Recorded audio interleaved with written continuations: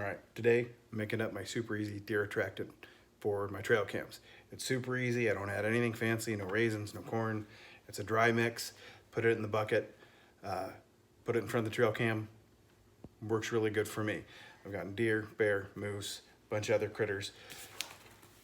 4-pound bag, 5-pound bag of sugar, can of table salt, Jello, cherry flavored, family size. Mix it all in a bucket. Divvy it up between 2-gallon Ziploc bags, 2-gallon Ziploc bags, and then take it out, put it in front of the camera, come back 2 weeks later, get your pictures. I will double up on each one of these, so 2 salts, 2 sugars, 2 Jellos. Easiest way to do these, I just cut the top off, pour it in, same thing with all the other ingredients. 1. Doesn't matter what order you do it in. This is super easy. A one-handed YouTuber can do it. Sugar.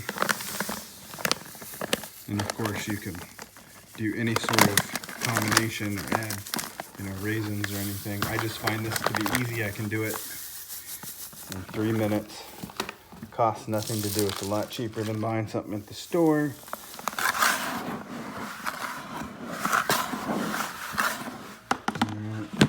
Now we'll just put the lid on. Keep the critters out, the mice, the dogs, the kids, until we are ready to go.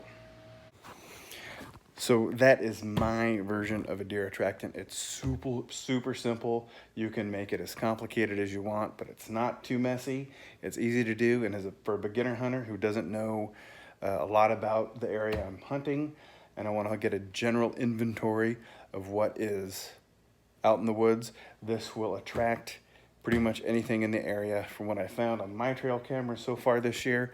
So if you are new to baiting your trail cameras or new to hunting, I can't recommend this method enough. It's super easy, super cheap, and it gets the job done.